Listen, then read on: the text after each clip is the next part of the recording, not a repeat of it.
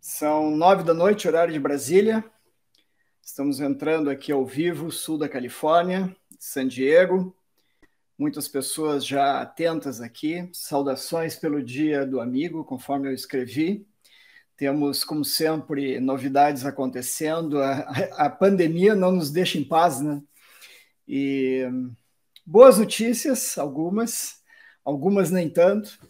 Produção científica acontecendo, com algumas dificuldades, andando aos trancos e barrancos. Eu escrevi um editorial aí no Facebook, num grupo de médicos, e eu vou ler depois para vocês, inclusive, porque me pareceu importante, e um dos itens era justamente que a ciência vem sendo vilipendiada em vários sentidos nesse momento. O que é uma pena. Quando se tem uma guerra, se chama os generais, né?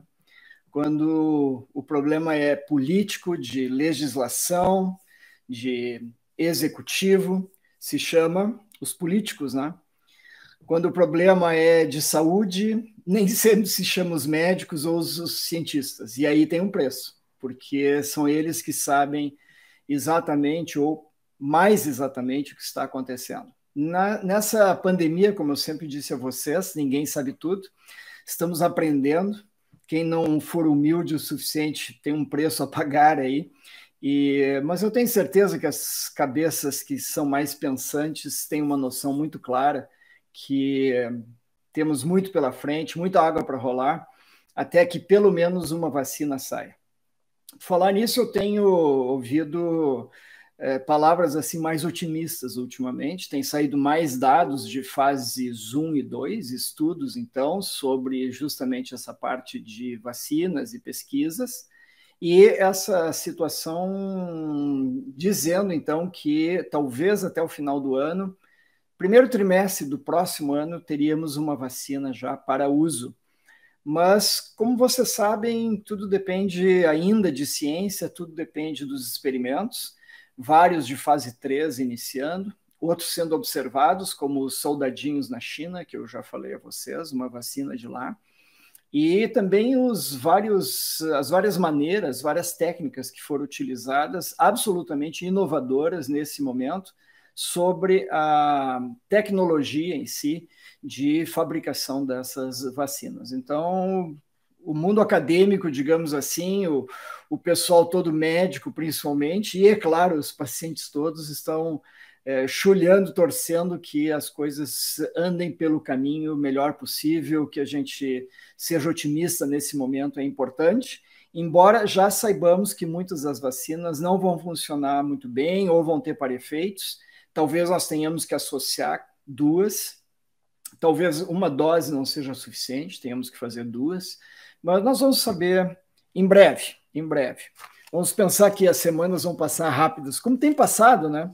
Pelo menos para mim aqui, eu não sei para vocês, mas quando eu vejo terminou o dia e é tanta notícia, é tanto artigo para se ler aqui, e claro que eu já filtro bastante, mas eu tenho que ver a parte científica da reumatologia, os meus pacientes, como é que podem enfrentar da melhor forma possível a Covid-19. Tem vários que consultam ainda comigo por telemedicina, é claro. Eu tenho toda a situação de outros pacientes novos que vêm a mim, tem a situação do que está acontecendo aqui nos Estados Unidos, no mundo, no Brasil, e o Brasil, claro, pululam notícias, né? E é difícil se filtrar, realmente o que é mais importante. E tento ficar naquela situação que eu sempre disse a vocês: 2, 3, 4 canais no máximo pela internet e tentar me informar da melhor forma possível.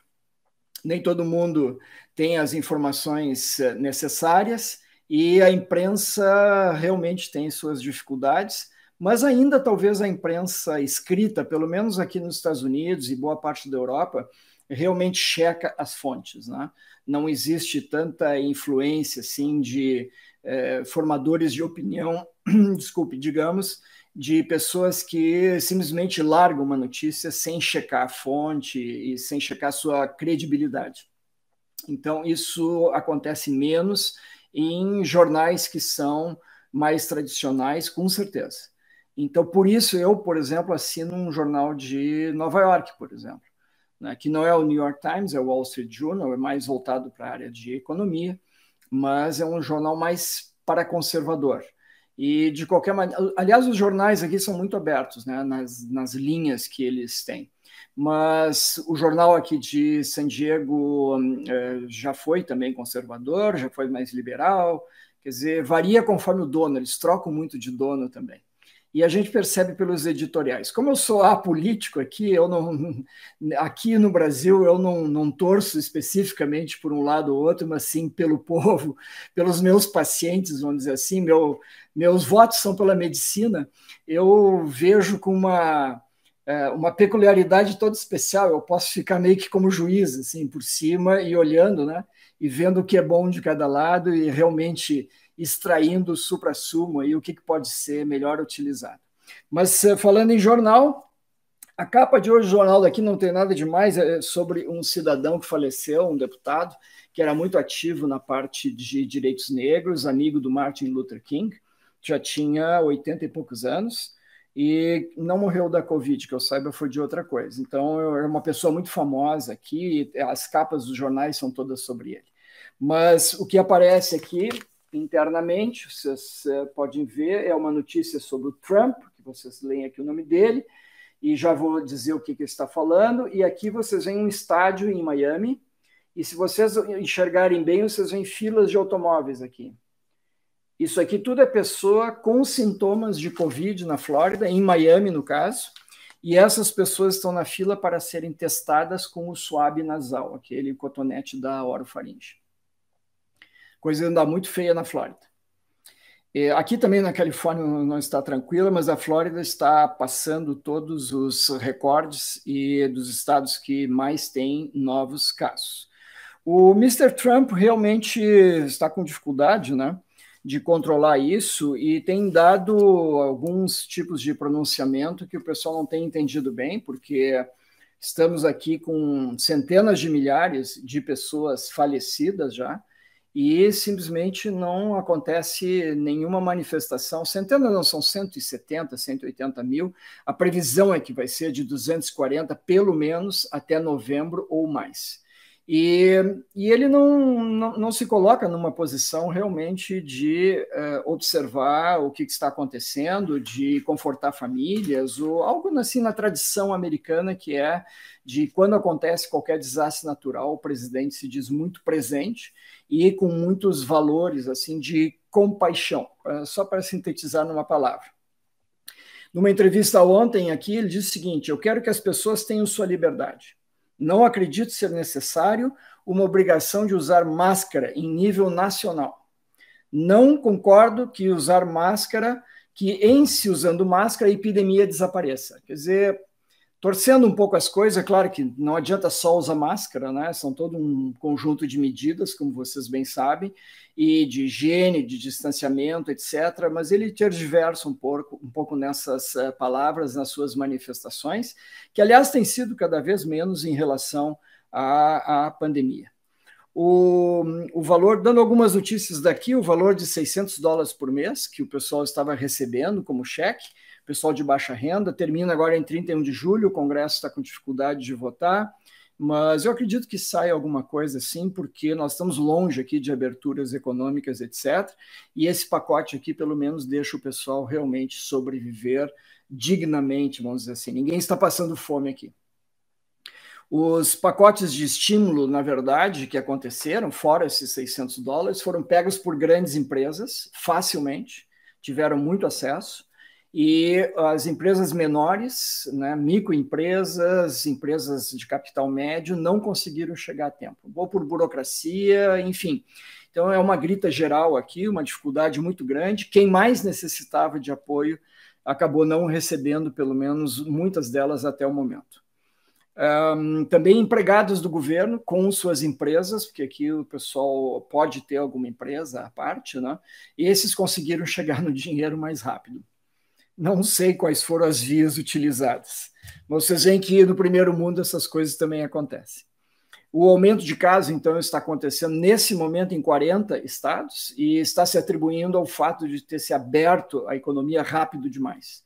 Mesmo a Califórnia aqui, que tentou abrir em fases 1, 2, 3, 4, cada uma dessas fases era certa parte da economia, as mais essenciais primeiro, é claro. Acabou acontecendo de que, em algum momento, o povo entendeu que abrir a economia era ir para a praia, nós estamos no verão, e simplesmente não usar máscara, ficar em grupos, encher os restaurantes e bares, tudo que não se deveria fazer. Esse vírus passa com uma facilidade enorme, como você sabe, e passa principalmente de pessoas assintomáticas para outros. Então, vocês estão no bar com os amigos ali, rodinha, 5, 6, tomando chopp e tal, 2 estão com a doença, ou seja, com o vírus. E assintomáticos, vocês não sabem. E elas também não sabem. E ninguém com máscara. É óbvio que as pessoas da rodinha vão pegar o vírus. Se vão fazer doença também ou vão virar portadores assintomáticos e continuar espalhando, não tem como saber. Então, deve-se partir do pressuposto que todo mundo esteja espalhando para todo mundo, né? E cada vez se vê, pelo menos aqui nos Estados Unidos, acredito que no Brasil isso vai acontecer, até pelo número maior de casos, pessoas mais jovens, entre os seus 25, 50 anos de idade, fazendo casos muito graves e fatais. Se vocês ainda não sabem, não conhecem, esses dias alguém me passou uma mensagem aí do Brasil, eu não conheço ninguém que tenha tido essa doença, estão fazendo onda. A história da gripezinha, né? Se alguém tem alguma dúvida, veja as estatísticas de hospitais aí, ou veja na internet. Também tem pessoas que fazem política de avestruz, não quer olhar, né? Mas é um vírus extremamente caprichoso, é um vírus que está dando um baile na medicina, isso eu posso dizer com certeza para vocês, de todas as áreas, está todo mundo, médicos mesmo, intensivistas e virologistas, todo mundo com os olhos desse tamanho, porque realmente não se imaginava um vírus poder fazer esse estrago no corpo humano, com esse potencial, não em todos, felizmente, mas com um potencial, isso sim, de pegar uma área da geografia da população por mini epidemias, por mini focos a todo momento, não se pode baixar a guarda, e num percentual bastante importante. Pelo menos 80% de quem pega esse vírus, vocês sabem, tem doença leve a moderada, e isso ocorre principalmente em crianças e nas pessoas sem as comorbidades, que não tenham doenças associadas, desde a obesidade até as outras todas. Em torno de mais 15% das pessoas que pegam o vírus vão para o hospital com pneumonia, o quadro imunológico, então, e em torno de 5% dessas todas vão para a UTI. E ali a coisa é meio cara e coroa, está melhorando, temos mais recursos, mas vocês imaginam que nem todos os rincões do Brasil, por exemplo, mesmo dizendo assim, agora temos leite de UTI, não quer dizer que salvou o paciente, né? Daqui a pouco tem leite de UTI e não tem respirador, ou tem respirador e não tem os remédios para usar na fase que é a mais crítica da história, que seria aquela tempestade imunológica. São remédios carésimos, são muito caros, e é difícil de conseguir. Já era antes, quando nós usávamos esses remédios para os pacientes com reumatismo crônico. Muito difícil conseguir. Uma boa parte dos pacientes ou tinha algum convênio de saúde, mesmo dentro do convênio, passava por vários filtros. Quem de vocês aí talvez use ou tenha passado por essa situação sabe bem do que eu estou falando. Ou então tinha que entrar na justiça, inclusive com o Ministério Público, em algumas situações das pessoas não poder pagar seus advogados, né? Então, muitos papéis, documentos eu fiz, certidões médicas, atestados, dizendo da situação e por que o paciente precisava usar esses remédios de exceção que são muito caros. Via de regra, eles conseguiam, e eu estou falando do sul do país, eu sei que a situação é muito diferente em cada recanto nosso aí do Brasil, mas nessa situação de UTI, vocês imaginam, não dá tempo de ir até o juiz pedir o remédio, né? E até chegar o remédio, digamos que você esteja no interior do Mato Grosso. Tem um hospital lá muito bem equipado, tem 2 leitos de UTI, mas tem 2 pacientes ali que estão precisando de uma anti-interleucina 6, né? O tocilizumab. Como é que vão conseguir? Vai vir de Cuiabá ou de Campo Grande? Não sei. Vai vir de São Paulo? Mas quem é que vai pagar? O hospital vai pagar? Não, o hospital não paga. O SUS vai pagar? Pouco provável. Então, tem todas essas situações que a gente deve pesar realmente, e é uma pena, então, que tudo isso esteja acontecendo, mas isso nos dá o devido valor para as medidas de proteção, que são as mais simples, e como eu sempre disse para vocês, depende de nós. Não depende do político de plantão, não depende do governador de estimação de vocês, não depende do presidente mito, né, que está lá em Brasília agora, que está presidente nesse momento. Então, depende de vocês, usar máscara sempre, mesmo que vocês não estejam com sintomas, pensem nos outros. Quem sabe eu sou assintomático. Eu estou com 48 anos de idade, eu estou perfeito, olha aqui, estou, beleza, eu estou tranquilo, sou forte. Né? Eu mesmo sendo atleta, se eu pegar isso aí, vai ser uma gripezinha. Vocês já ouviram falar isso, né? E tem muita gente jovem que pensa assim. Mas digamos que ele esteja com o vírus.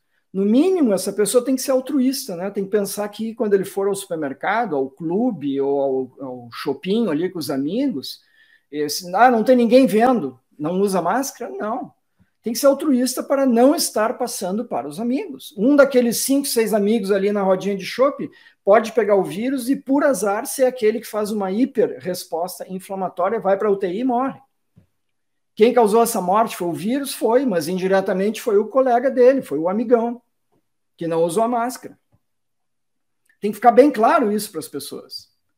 Não pode se deixar passar assim, não vai acontecer e tal. A coisa é muito séria. E dali a pouco um dos amigos pode ser obeso, né? Pior ainda. Ou ter uma asma, ou ter uma pressão alta. Enfim, a gente deve partir do pressuposto que, mesmo assintomáticos, nós estamos com o vírus. Estamos levando o vírus para outras pessoas. Sejamos altruístas, vamos usar máscara, manter distância, nos manter o mais assépticos possíveis, álcool gel, lavar bem a mão, não botar a mão no rosto para nós não nos infectarmos, ajustar a máscara o melhor possível na pele do rosto para não haver escapes, e eu vou falar um pouco sobre máscaras hoje. Então, são essas as mensagens assim, mais básicas que eu tenho dito sempre para vocês aqui, e porque senão vocês veem uma entrevista de um sujeito que foi é médico, foi ministro, e que chega lá e diz assim, eu disse que não precisava fechar nada. E olha aí, nem tem casos. O cara não se dá conta, o camarada não se dá conta que o fato de ter fechado a economia é por isso que não teve caso, e não o contrário. Se não fechasse, ia ter um monte de casos. E ainda tem a petulância de dizer que não tem ciência atrás disso. Eu fico incrédulo aqui, eu fico pasmo. E esse tipo de pessoa tem espaço na mídia, e é isso que cria o problema da epidemia também no Brasil.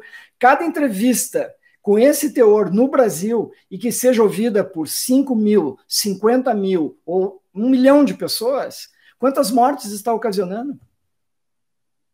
Porque a pessoa simplesmente lê aquilo, opa, não, o sujeito está falando, olhos nos olhos, ele tem experiência, ele sabe. Pelo amor de Deus. A ciência básica do vírus nós sabemos. Tem coisas que a ciência já descobriu. Uma delas é essa, pessoal. Máscara, distanciamento social, quanto mais melhor, saiam quando vocês necessitarem, deem distância, não fiquem mais do que poucos minutos conversando com alguma pessoa e voltem para casa. Façam bem a higiene, etc. Então, muito cuidado com as informações desencontradas que vocês estão recebendo. Aquilo que eu disse para vocês, se tiverem na dúvida, revejam aqui alguma live, veja como é que o Vietnã fez, que vocês tanto me perguntaram, o Vietnã foi uma surpresa agradabilíssima, eles estão super bem hoje, porque fizeram o tema de casa desde o dia 1. Taiwan, do lado da China, sabia tudo o que ia vir da China. Estavam preparados, desde 2003, desde o SARS-1, sabia o que fazer desde o primeiro dia, fechar aeroportos, checar a temperatura de quem chega, etc, etc. Estão muito bem.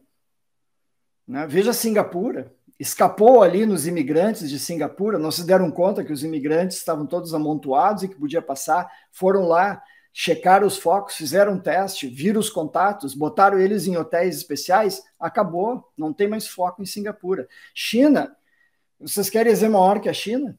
Não, o pessoal fica preferindo fazer teoria da conspiração, né? Não, porque os chineses já sabiam tudo, botaram esse vírus aí porque já tinham tratamento, e por aí vai. Esses dias teve vocês sabem, teve um enorme foco ali do lado de Pequim, capital do país, tinha sido fechada na primeira hora do primeiro dia. Ali está toda a nomenclatura do Partido Comunista. Não tinha um caso lá. E agora teve um foco, num bairro ali um pouco afastado do centro, mas teve. Então, e imediatamente foi abafado. Por quê? Porque eles têm em prática o que é necessário, traçar contatos, testes, etc. Não tem segredo, pessoal. Não tem segredo. Se sabe o que fazer. Se não está fazendo, é porque ou não tem vontade política, ou há uma desorganização, ou não há um comando. Muito bem. Leonir, deixa eu ver aqui umas perguntas de vocês, depois eu vou entrar em alguns assuntos que eu selecionei aqui. Luiz Carlos Vieira, o que me diz o cachorro com Covid aí no Zeuá que foi sacrificado? Não apareceu aqui, Luiz. Se tu puderes me dar mais notícia, gostaria de saber. Eu li o jornal hoje de cabo a rabo, vi algumas notícias, não liguei a televisão no almoço, realmente não estou sabendo. Mas posso tentar descobrir. A imprensa no Brasil, principalmente a TV, Globo, Band, China, só falam bobagem. Boa noite, doutor. Quando chegou a notificação, fiquei confuso. Estava pensando que hoje era sábado. Na minha mente, parece que existe agora sexta, sábado e domingo. Pois é, né, Ciara? Tem gente que sempre me disse que sexta, sábado e domingo são maravilhosos, não espero a hora de chegar sexta, sábado e domingo. Mas eu sempre tive pacientes que me disse que sábado e domingo eram os dias mais tristes, porque estavam sozinhos em casa, etc. Ou seja, varia muito conforme a situação da pessoa. E isso me leva a essa situação de vocês estarem, muitos de vocês, sozinhos em casa com muita dificuldade, né? E realmente nós já conversamos sobre isso, depressão, estresse, angústia, medo, e quem sabe um pouco de estresse e medo seja até bom, né? Porque isso faz com que a gente saia de casa com todo o receio e cautela, que é o que a gente deve ter mesmo. Mas tem recursos, já falamos sobre isso, Ciara, espero que estejas melhor. Boa noite, Rosa, prazer te ver aqui. No final de semana eu recebi um vídeo de jornalista e hoje meu médico mandou uma tabela comparando o MOD 2019 e 2020 aqui no Brasil. Não, Leonir, eu não vi. Na verdade é o seguinte, essas tabelas são difíceis de a gente poder comparar, porque se fores olhar, deve ter diminuído também o número de mortos por acidente de carro, né? Menos gente na rua, muito provavelmente, ou pelo menos em alguns períodos, menos gente na rua, menos gente mortas em assassinatos, roubos, latrocínios, etc, etc também, né? Então, teria que saber direitinho, botar uma tabela em cima da outra e comparar, assim, dizer que é maçã com maçã que está se comparando, eu acho pouco provável. Acho que tem que ter muito cuidado. Né? Dizer, agora só está morrendo 200 e poucos a mais. Não faz mal que esteja morrendo 200 e poucos a mais. O que interessa é que morreram 70 mil do vírus. Né? E são mortes que muitas vezes não precisavam estar acontecendo. Isso é o seguinte, não é o filho deles de 20 anos que está ali com o vírus na UTI, no respirador. Aí fica fácil de falar. Veja o exemplo do Boris Johnson, estava fazendo ali, não, numa boa, isso aí é gripezinha, Inglaterra, vocês se lembram? Fazendo que nem a Suécia, os casos subindo. Daí a pouco ele pegou a doença, ele foi para a UTI, ele quase morreu em 3 dias. Né? Um senhor já obeso, possante e tal, se vê isso, e talvez com outras doenças junto, comorbidades. Ele mesmo disse, ele escapou por pouco. Foi a televisão agradecer e disse que ele estava errado. Ele fez um meia-culpa. E mudou completamente a política dentro da Inglaterra. E mesmo assim eles estão lá em cima nas estatísticas, porque é um país com uma pirâmide social já mostrando a maioria de idosos. Né? Nós temos 65 mil novos casos por dia agora nos Estados Unidos. O aumento é em 40 dos estados e é a nação industrializada com o maior número de casos confirmados nesse momento, per capita. Tá? Isso é um dado por população. Então, realmente é muito. Se sabe que Índia, por exemplo, o próprio México está tendo muitos casos, Brasil, existe subnotificação, né? Não há nenhuma dúvida. Mas com os números atuais que a gente tem oficiais, os Estados Unidos continuam campeões aqui. Quais são as razões para o fracasso? Além de uma má condução a nível central, que eu acabei de citar para vocês no início da live, né? E eu vou dar aqui para vocês, um consenso do pessoal analista nessa área. Primeiro, em meados de abril, Trump correu para transferir responsabilidade para os estados, em vez de assumir o comando central, onde existem órgãos do governo especialmente preparados para isso. O CDC americano, por exemplo, nós não temos um equivalente no Brasil, que é o Comando de Doenças Crônicas ou de Doenças Infecciosas. E existe o NIH, que é o Instituto Nacional de Saúde em Washington, o CDC fica em Atlanta, na Geórgia, no sul do país, e vários outros centros de virologia, universidades e tudo. Ou seja, essa seria a massa crítica a ser assumida imediatamente quando a epidemia começou a aparecer, principalmente por Nova York, depois de ter alguns casos em lares geriátricos em Seattle, na outra costa, na costa do Pacífico. No Pacífico, o vírus entrou direto da China, tem uma população descendente de asiáticos muito grande ali no oeste do Canadá e oeste dos Estados Unidos, então tem voos diretos ali, vários com a China, e de Nova York, claro, o pessoal veio da Europa, né, na costa leste. Bom, qualquer paralelo com o Brasil aí, vocês fazem, tá? Eu não preciso nem dizer para vocês. A estratégia foi montada desde o início por assessores da Casa Branca e não por esse pessoal técnico de ciência e que estava acostumado, inclusive, com epidemias. E não só isso, o Centro de Controle de Epidemias e Guerras Biológicas, que tinha sido montado já há décadas e era um órgão da Casa Branca, foi desmontado pelo Trump quando ele assumiu a Casa Branca. Ou seja, uma mancada fenomenal, né? E não é pelo Trump, né? É pela pessoa que estava lá e que simplesmente disse assim, olha aqui, ó, agora não tem mais guerra fria com a Rússia, não tem perigo de arma nuclear, esses caras aí estão mascando chiclete, tomando Coca-Cola, manda eles para casa. E eu vi a entrevista da senhora, que era a diretora, e que com mágoa me disse que tudo a ser feito numa epidemia como essa tinha sido, inclusive, treinado com os assessores do Trump antes dele assumir. Quando ele ganhou a campanha, entre ele ganhar a eleição e assumir a Casa Branca, que aqui é no fim de janeiro, deu tempo suficiente para os vários setores passarem, né, para o novo pessoal que assumiu com o Trump. E eles fizeram treinamentos, inclusive, com epidemias de vírus assim desse tipo, vindo da China e tudo, porque todo mundo sabe que em algum momento ia acontecer isso. E ele desmontou esse serviço, para vocês verem como as coisas acontecem, né? A Casa Branca, nesse momento, está dividida sobre que condutas a tomar, claro, né? E o Trump não comanda, o Trump continua dizendo que não precisa usar máscara, que ele não concorda com isso ou com aquilo, né? De novo, eu não vou fazer paralelos com o Brasil, pessoal, vocês façam.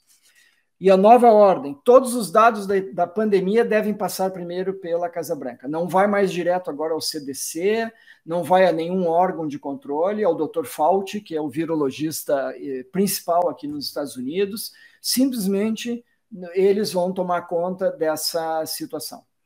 Primeiro, filtra na Casa Branca os números de todos os estados, depois vira número oficial. Ninguém sabe exatamente o que eles vão fazer, ninguém sabe se esses números estão corretos ou não e por que essa filtragem, né? Se vinha muito bem nesse momento. O fato é que toda essa situação está ameaçando a campanha de reeleição da Casa Branca, não tem nenhuma dúvida, e parece que esse último particular também tem algum tipo de paralelismo no Brasil, né? Aparentemente aqui o Trump faz alguma coisa e o Brasil faz poucos dias depois, às vezes no mesmo dia, pelo que eu vejo. Então, são situações realmente periclitantes que a gente fica preocupado. Eu tenho um serviço de utilidade pública a passar para vocês, que é sobre bancos de sangue. Saiu, nesse fim de semana, um trabalho que foi feito em Stanford. A Universidade de Stanford fica logo ao sul de São Francisco, aqui na costa do Pacífico. Isso dá umas 8, 9 horas de carro aqui de San Diego. O coronavírus foi detectado no sangue de doadores de sangue, 40 dias depois deles terem tido sintomas da infecção. Conta do dia 1, né, da infecção, do primeiro dia que eles tiveram sintomas atribuíveis à infecção, e o swab da nasofaringe, nesses casos, no momento da doação de sangue foi negativo, ou seja, eles não estavam com o vírus ali, nessa região, que seria, digamos, a tradicional, a mais comum de se pegar o vírus, estava no sangue. E se sabe que sangue é difícil de ter, eu já comentei isso com vocês, que num trabalho 15% só eles tinham detectado no sangue e não sabiam bem se era vírus viável, o que eles estavam fazendo passeando ali no sangue. Quando esse vírus, na verdade, precisa do receptor para entrar em células. E o sangue tem receptores nos glóbulos brancos, né? Mas não tem, e poucos, e não tem receptor em glóbulo vermelho. O glóbulo vermelho não tem núcleo, pessoal. O glóbulo vermelho são as hemácias, né? Que transportam oxigênio, gás carbônico, etc. Ele não tem núcleo, certo? Se não tem núcleo, não adianta o vírus querer entrar. O vírus não tem como se replicar, não tem a maquinaria genética ali. Se ele entrar na hemácia, talvez a hemácia morra, mas porque tem uma coisa tóxica ali dentro, mas o vírus em si não consegue fazer nada. Então, no sangue, o vírus não tem muito o que fazer. Né? Ele tem mais o que fazer nos órgãos-alvo, com certeza. Mas eles encontraram no sangue esse vírus e, então, eles mudaram as diretrizes nos bancos de sangue aqui na Califórnia, estão mudando. O primeiro, não se recomendava fazer esse PCR, essa reação molecular, no sangue dos doadores de sangue. Se faz para doença de Chagas, para hepatite A, B e C, vocês sabem disso, sífilis, né? Várias doenças rotina em bancos de sangue do mundo inteiro. Doa sangue, é obrigatório fazer esses exames de infecção para não passar para o receptor depois desse sangue, claro. Mas agora eles aqui vão começar a fazer também para o SARS-CoV-2, que é o vírus, vocês sabem, da Covid-19. Então, a conclusão desse trabalho, nossa instituição, nosso banco de sangue, passará de 28 para 56 dias, o período após o qual quem teve infecção de vias aéreas poderá fazer doação. O teste de PCR para o vírus passou a ser rotina, passou a ser obrigatório. Então, vocês imaginam aí, se vocês forem, conhecem alguém que vai precisar fazer uma cirurgia, precisa de sangue, ou vocês vão doar, vocês podem até perguntar no banco de sangue se eles estão fazendo isso, né? E esse trabalho aqui eu posso mandar para os médicos que estão me assistindo, saiu dia 17 de julho, foi publicado há 3 dias. Tá? Então, rotinas de bancos de sangue é importante que se modifiquem. Tá? Então, é isso aí. Vamos ver aqui se... Não, eu acho que todo mundo perdeu alguma coisa, eu não sei bem o que foi. Eu acho que eu estava filosofando aqui, não se preocupe, eu estou repassando aqui muitas das coisas que eu vinha colocando, e nós temos muito ainda para falar. A hiperreatividade... sim, o Yuri estava perguntando a hiperreatividade imune, e eu estava respondendo isso quando eu me dei conta aqui que caiu. Existem 2 situações de hiperreatividade, Yuri. Uma que a gente quer, né, que é essa reatividade aumentada da fase bem inicial do vírus, no caso, a nossa imunidade inata, que ela seja super reativa, que as nossas células assassinas naturais estejam a 1000, né? E os outros componentes do sistema imune inato ali para atacar o vírus e não deixar realmente ele entrar no organismo da melhor forma possível. Então, que seja hiperreativo nessa fase, ótimo. E eu dei já várias dicas em algumas oportunidades para vocês sobre como fazer isso.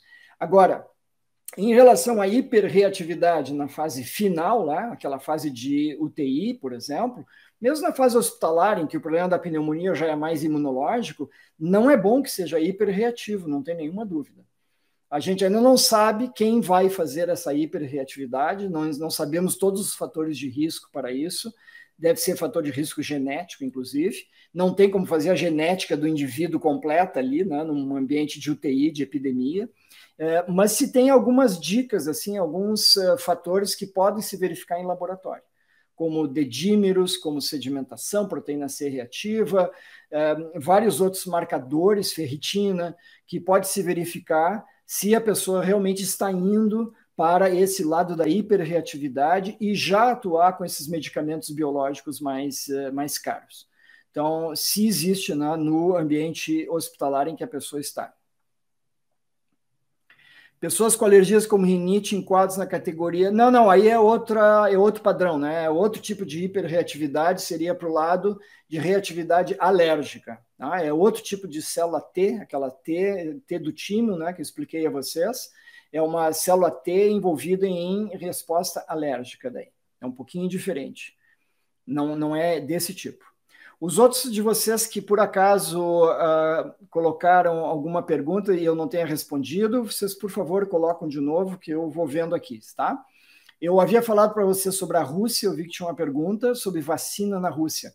E eu estava dizendo a vocês que o pessoal aqui não dá muita bola para isso, não só porque é Estados Unidos e Rússia, aquela história antiga de Guerra Fria no passado, mas também porque houve uma notícia muito importante na semana passada, que a KGB, e claro que se imagina que a KGB esteja por trás, vários hackers atacaram computadores de empresas e faculdades aqui, universidades, que estão produzindo vacina, tentando, é claro, tirar dados, né? A gente não tem outras minúcias sobre essa notícia, porque, obviamente, aí deve ter alguma coisa até de segurança nacional, né?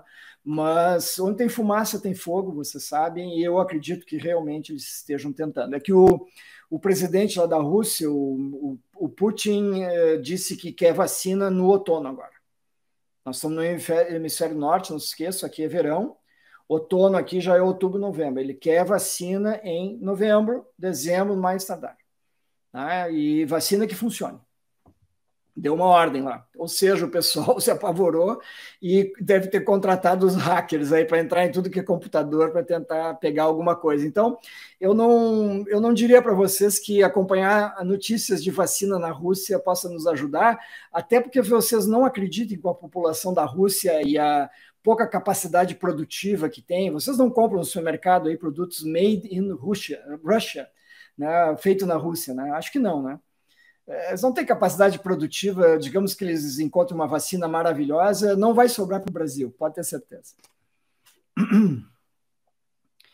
Vi agora na TV o Donald Trump com uma máscara preta. Ele está usando agora em algumas situações. Ele foi visitar um hospital, por exemplo, e usou máscara. Agora ele foi dar uma entrevista ali na Casa Branca e já não usou máscara. Tem alguns mistérios por trás disso, diz a Lita. Não sei sobre o disso. O que seria o disso, Lita? Me explica um pouco melhor que eu posso comentar. Vamos ver aqui se talvez vocês tenham perdido alguma coisa interessante. Na Suécia, o pessoal conversou muito agora nos últimos dias, já que eu falei em Suécia antes, sobre essas células T de memória em doadores de sangue também eles fizeram. Eles viram o seguinte, que aquela resposta humoral, que é a resposta de anticorpos IgG e IgM, acontecia em doadores de sangue, portanto, sem a doença. Para doar sangue, por definição, não pode estar doente, né? 15% deles já tinham anticorpos. O IgM nos primeiros 23 dias e IgG até 49 dias. Eles fizeram isso prospectivo.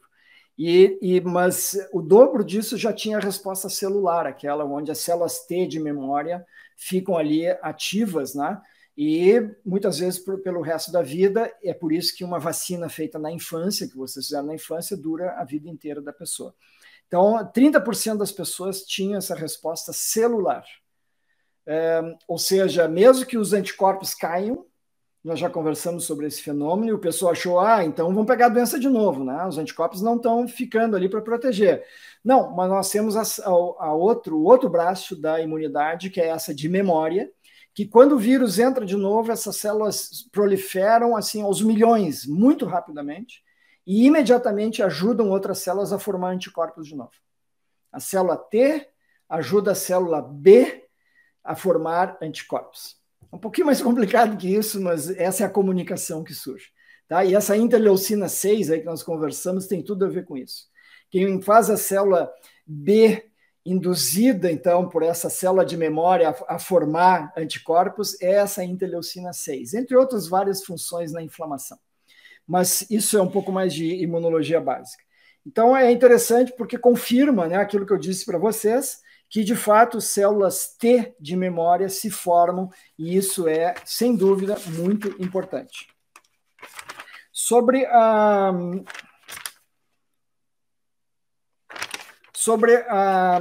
doença em companhias aéreas, pessoal, eu postei ontem até, se vocês vão viajar de avião ou conhecem alguém que vão postar de avião, podem ver aqui no canal um vídeo sobre como ter segurança nas viagens aéreas. Eu botei como os 10 mandamentos de uma viagem aérea segura. E vocês podem repassar isso, está gravado aí, mas eu queria comentar com vocês que 20% dos testes positivos numa companhia aérea, no caso a American aqui, foram em aeromoças. Então vocês veem o risco, né? 20% dos testes feitos a varrer nos empregados de uma companhia aérea, 1 em cada 5 foram aeromoças, ou o pessoal do serviço de bordo. E aeromoças e serviço de bordo são 21% dos funcionários da empresa. Sendo que 40% não tinham voado nos últimos 15 dias. Ou seja, não pegaram dentro do avião. Pegaram em casa, com amigos, na praia, todas essas coisas que nós estávamos falando antes, né? 20% foi em pilotos também, bastante, né? E funcionários de bagagem e outros, de pista, etc., 30%. Onde é que eles pegaram a infecção? Diz o articulista que pegaram em casa, pegaram na rua, pegaram na sala de refeição ali onde os funcionários ficam, onde eles estão descansando, conversando, vendo uma televisão com colegas, etc. Não se sabe bem, não foi investigado, mas esses são os dados. A conclusão deles é que dentro do avião parece ser seguro, parece que realmente o pessoal não estava pegando dentro do avião. Embora 1 em cada 5 seja piloto, 1 em cada 5 seja aeromoça, e embora essas aeromoças não tivessem voado nos últimos 15 dias, eu não tenho os dados dos pilotos, não existia aqui. Uma boa notícia é que o Chile está reabrindo depois de meses de quarentena, está fazendo programado, como tem que ser, e a China também, né? Pequim está reabrindo. Eu conversei com vocês no início sobre Pequim, e não tem casos novos desde 2 semanas já, e agora eles vão reabrir. Então vocês veem, eles estão seguindo a cartilha, tem que esperar 2 semanas. Eu já mostrei para vocês em live anterior como é que se faz a reabertura. Nesse sentido, eu gostaria de ler para vocês o que eu postei no Facebook, num grupo de médicos, e comentar um pouco sobre isso. O título é Alguns pontos sobre a situação brasileira olhando desde o exterior. Talvez alguns de vocês tenham lido já. Primeiro aspecto que eu toquei é que o Brasil não fez o tema de casa. Chegou atrasado no baile, não colocou o leão de chácara em aeroportos e portos, navios, né? Nem foi atrás dos contatos dos primeiros casos. Ou seja, não fez aquela lição de casa que é simplesmente ver a temperatura de quem chega nos aeroportos, fazer um pequeno questionário, está com algum sintoma, não está se sentindo bem, teve diarreia nos últimos dias, coisas mínimas, mas já tenderia a se tirar algumas pessoas da circulação.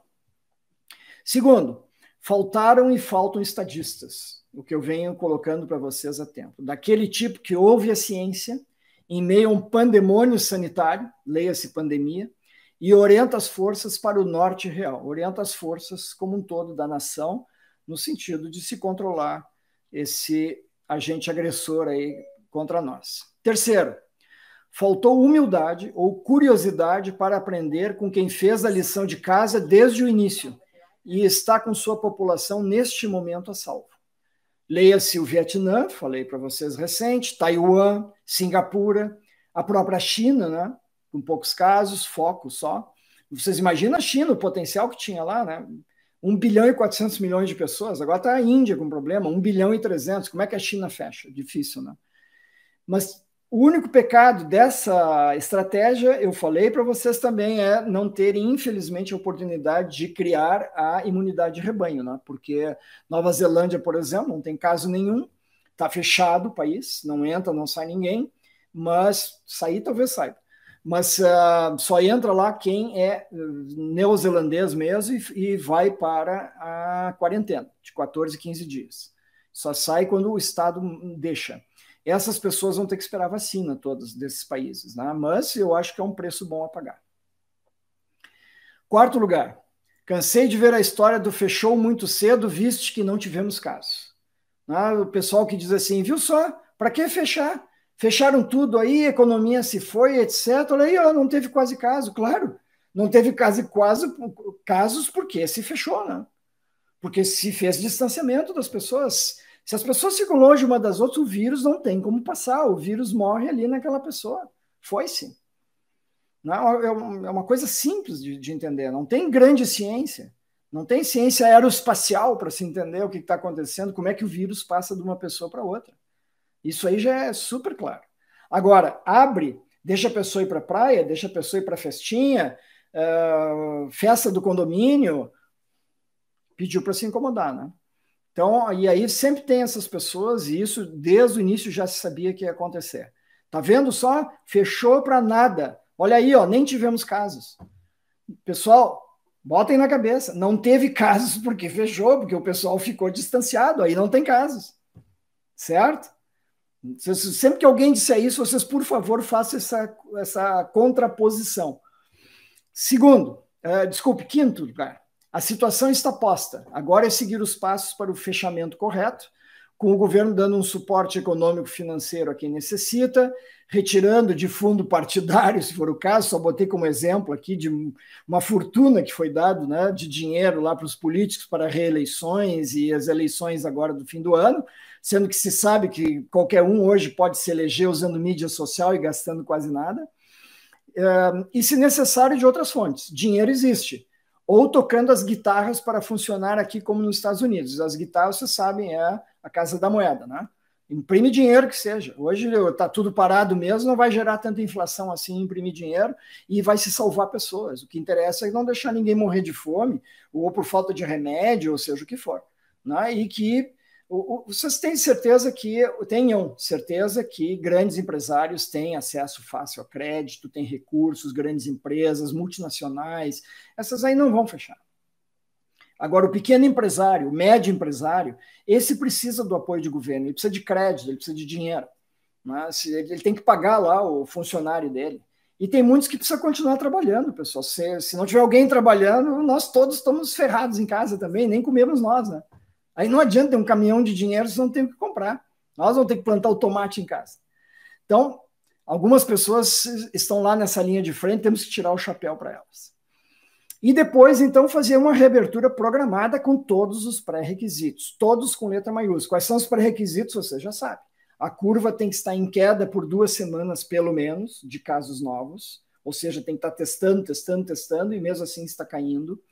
Os testes têm que ser bons, bem feitos, não adianta ser aqueles testes vagabundos, como se tinha aí inicialmente, os testes rápidos de IgG e IgM que davam qualquer resultado, não interpretáveis, esses não servem.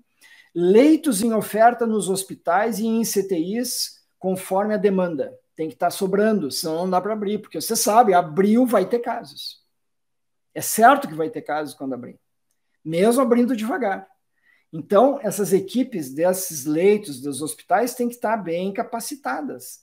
Né? Já deu tempo de treinar, pessoal, são 6 para 7 meses agora de epidemia, não tem mais desculpa dizendo, olha aqui, ó, falta pessoal capacitado, já deu para treinar a enfermeira de UTI, né?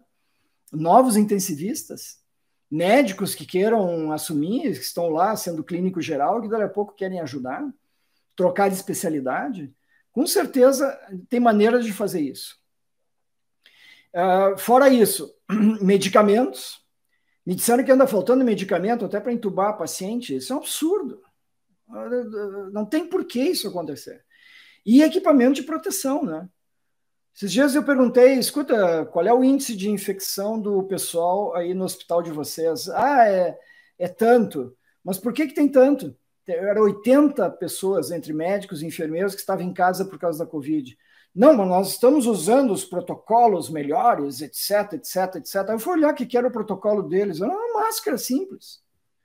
Não tinha nada daquele escafandro que é obrigatório usar, por exemplo, nas UTIs aqui dos Estados Unidos, quando você vai entubar a pessoa. Aquilo ali já era um aerossol.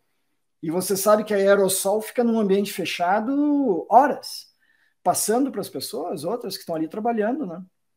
Então, é obrigatório ter esse tipo de equipamento quando se vai fazer a intubação, passar o tubo na traqueia da pessoa para ligar o aparelho, né, o respirador. E no Brasil parece que não tem isso, pelo menos boa parte dos hospitais, ou seja, qual é o padrão que esses hospitais estão seguindo? Eu não sei, para dizer nós estamos fazendo pelo melhor.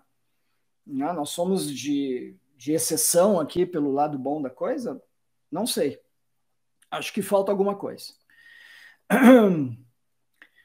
Localização, e por último, nessa situação aqui de como reabrir, né? Os pré-requisitos. Localização imediata de focos e contatos com seu isolamento em hotéis. O governo compra hotéis, compra leitos de hotéis. Por que não? Os hotéis estão vazios, pessoal. Compra a preço de banana hoje.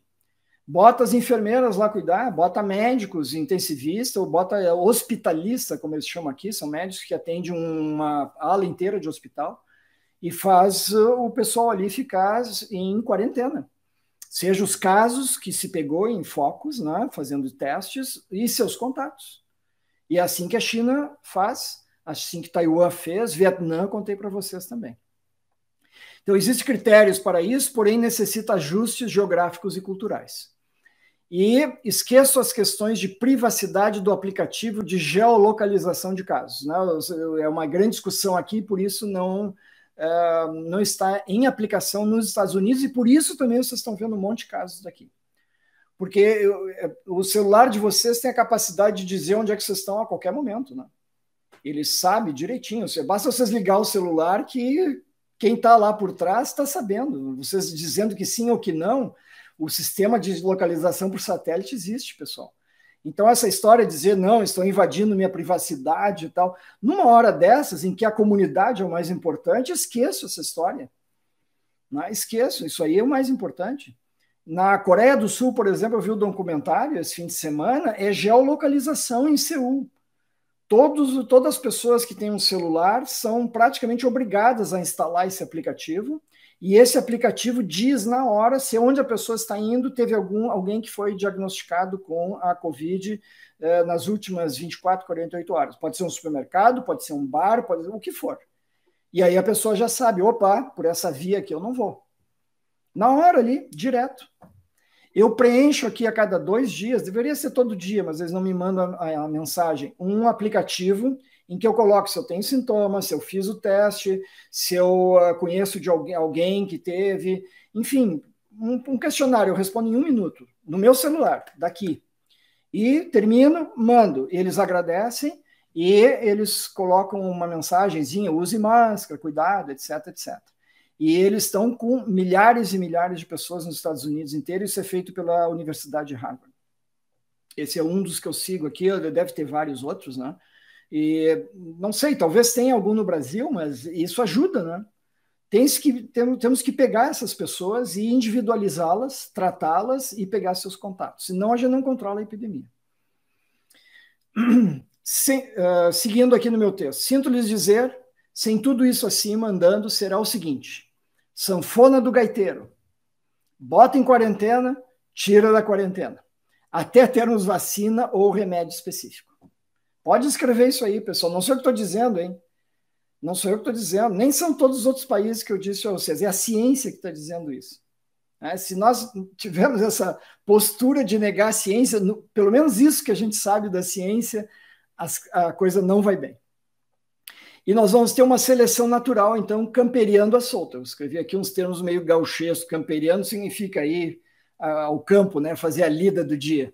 Os que são gauchescos aí me assistindo, minhas saudações. Eu vi que o Dr. Prompt aqui me mandou uma mensagem, um grande cavalariano aí, um grande abraço.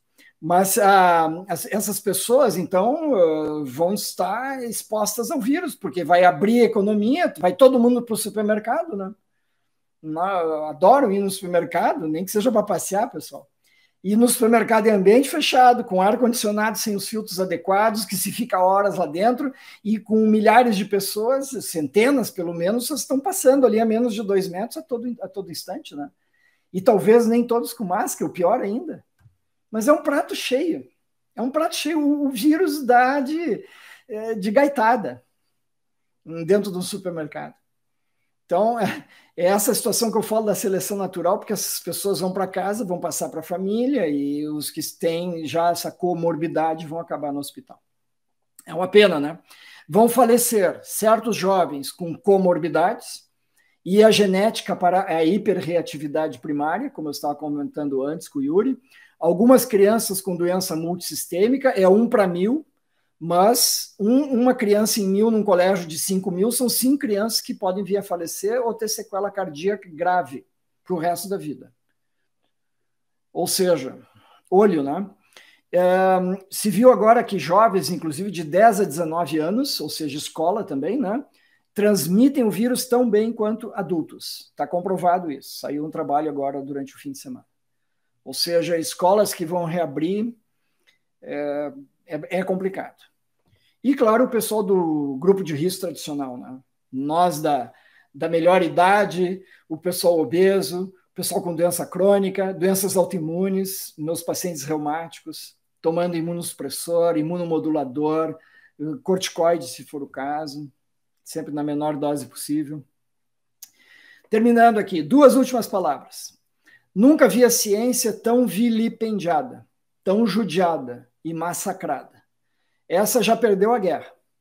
Será difícil refazer nossa imagem de ótimos médicos, entre aspas, para o público leigo. E realmente, pessoal, toda essa história, só para um exemplo, essa da hidroxicloroquina. O povo está ligando direto para os reumatologistas aí do Brasil, eu sei porque eu pertenço a grupos aqui do WhatsApp, e ninguém mais quer tomar hidroxicloroquina, né? Estão com medo, a hidroxicloroquina mata. Paciente usando há 20 anos para um lúpus super bem controlado, não quero mais usar isso aí, eu não, Deus o livre. Olha o que disseram na televisão. Vou morrer de arritmia amanhã. Ou param sem avisar o médico, pior ainda. E o lúpus vem e pode atacar um órgão-alvo importante, faz epilepsia, convulsões, faz lesão de coração também, faz lesão do rim, super comum em lúpus, pior. E pessoas que vinham bem controladas. Ou seja, outra situação bem complicada. E a última, não existe mágica, não há nenhum país que descobriu a porção do Merlin ou a pedra filosofal do SARS-CoV-2. É trabalho duro, coordenado, centralizado, sério, 25 horas por dia, levado adiante com a razão da ciência e a paixão da arte médica. Ponto final. Ou seja, acho que até suei aqui, pessoal, me emocionei. Se não tiver realmente um trabalho sério, coordenado, centralizado, não vai funcionar. E no Brasil eu sei que as coisas estão complicadas nesse sentido, né? Deixa eu ver um pouco aqui o que vocês me escreveram. Vamos ver se eu passei de muita coisa. O senhor tem conhecimento de algum caso notificado de morte por Covid com imunossupressores? Sim, tem casos de pacientes reumáticos que, infelizmente, não responderam bem, mas são mínimos, são poucos. A impressão que está se tendo é o seguinte: o fato de usar esses imunomoduladores, imunossupressores, está protegendo daquela tempestade de citocinas, porque muitos desses remédios são os usados na tempestade de citocinas. É uma boa notícia, né? Mas, de qualquer maneira, eu tenho uma estatística aqui para dizer a vocês. Por exemplo, no lúpus, tá? O pessoal viu um trabalho em que se testou a hipótese de que hidroxicloroquina poderia prevenir, né, a ida dos pacientes lúpicos ao hospital, ou UTI, etc. Foram 80 pacientes com lúpus, é um grupo, uma casuística pequena, tá? Isso aqui não é definitivo, pessoal. A grande maioria eram mulheres, como só ia acontecer em lúpus, é 9-1 em mulheres, e 86% dos pacientes tinham menos de 65 anos de idade. E é mais comum mesmo o lúpus em mulheres jovens, né? 64% delas estavam usando a hidroxicloroquina. Mas no resultado final dessa análise, sem grupo controle, não foi randomizado, nada disso, foi só uma observação. Eles viram que não houve influência de usar ou não a hidroxicloroquina na frequência de hospitalização, na frequência de uso da UTI ou de uso de nebulizadores na UTI, porque nem todo mundo que vai para a UTI é para nebulizador. Então, nesse trabalho aqui, não houve nenhuma diferença nesse sentido. Grato pelos likes, Ciara. A Ciara nunca esquece dos likes. Ótimo, Ciara, excelente. Quem quiser assinar o canal vai ter que colocar ali, dar o clique ali no assinar e tocar o sininho para receber as mensagens, tá, pessoal? Sempre tiver filme novo, sempre tiver live, vai aparecer ali. Doar sangue é um jeito de saber se teve o Covid de graça. Madalena, se for uma rotina a ser adotada agora, a partir desse artigo que eu falei aqui para vocês, e que eu acho que ninguém no Brasil está sabendo ainda, ou se sabe, não se noticiou, deveria ser, de fato, um exame de graça, assim como se recebe, quando se doa sangue, exame de Chagas, hepatite, sífilis e tantos outros. Sim, seria uma maneira. A questão é saber qual é o exame que eles estão usando no banco de sangue, se é um exame bem feito, né? Não aqueles rapidinho ali, com aquelas listinhas, aqueles que se fazem em farmácia, que eu já disse para vocês, não gastar dinheiro com aquilo. A Elizabeth pergunta se tem protocolo. Protocolo no banco de sangue, Elizabeth, tem protocolo dessas doenças infecciosas mais simples, mas até hoje não se tinha uma ideia clara se poderia estar no sangue ou não. Esse talvez seja o primeiro trabalho. Eu não sou do ramo da hematologia, de transfusão de sangue, né? Todo um ramo especializado, mas eu desconheço aí, tanto que vocês também provavelmente não sabiam disso, né? E mesmo aqui nos Estados Unidos não era rotina até a semana passada, nesse laboratório que fez o trabalho de uma das grandes universidades americanas, que é a de Stanford. E eles têm peso. Então, por isso eu acho que eles vão mudar a rotina já essa semana aqui também. Hoje é o dia do amigo, você é um grande amigo para todo mundo. Obrigado, Nemias. O mesmo. Muito obrigado. Meu irmão é comandante da TAM e diz que tem um protocolo rigoroso. Exato. Até seria interessante, Elizabeth, se ele pudesse olhar o que eu postei, o vídeo, foi ontem aqui ainda, madrugada aí para vocês, sobre como voar com segurança. Se ele pudesse entrar aí no meu canal do YouTube, Dr. Von Millen, e desse uma olhada nesse vídeo, se ele tem alguma coisa a acrescentar ou a tirar e tudo, retirar, eu agradeço até, seria interessante receber uma mensagem dele, eu posso corrigir, arrumar, etc. Mas a minha mensagem é que voar é bastante seguro, não é 100%, como não tem nenhuma atividade hoje, 100%, mas que os aviões, os aeroportos estão se preparando o máximo possível, sem dúvida.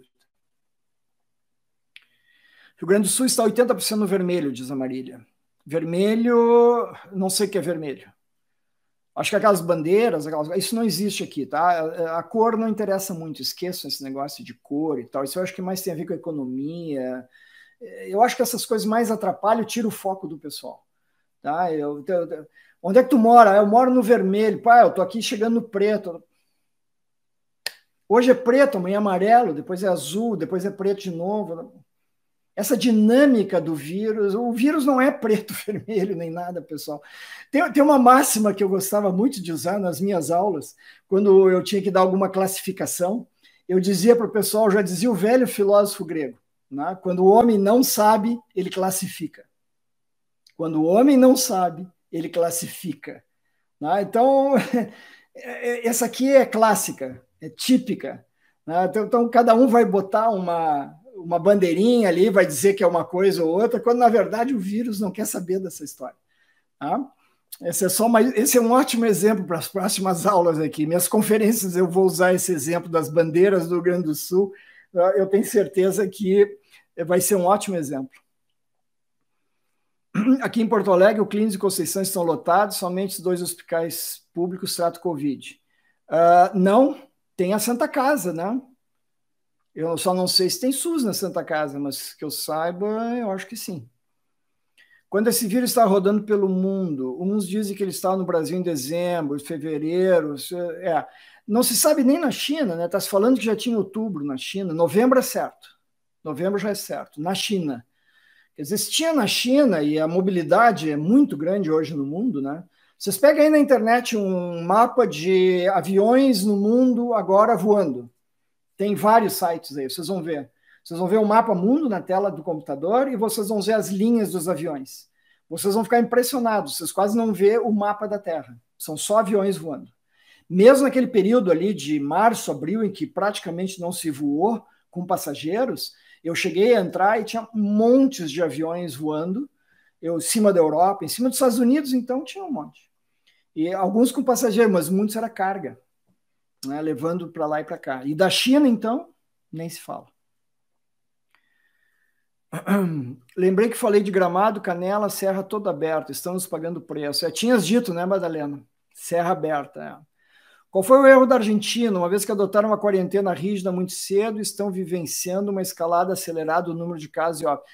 Não, Leonardo, não é que pegaram muito cedo, simplesmente quando eles fizeram, eles conseguiram frear casos, aí não tinha casos, né? Foi o que eu falei aqui antes. É só por isso, pessoal. Agora, no momento em que vocês abrem, vocês vão ter casos. Tem que seguir a rotina, tem um ritual para abrir. Abriu 2 semanas, casos.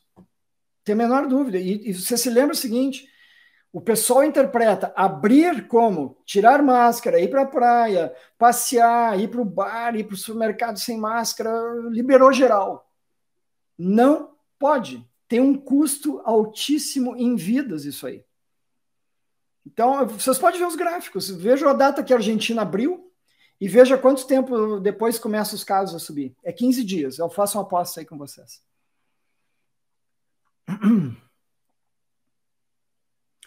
Madalena, esse texto está postado no Facebook, no Clube Reuma. E postei também no meu Facebook pessoal. Não entra sem máscara nos supermercados, diminuir o estacionamento. Ok.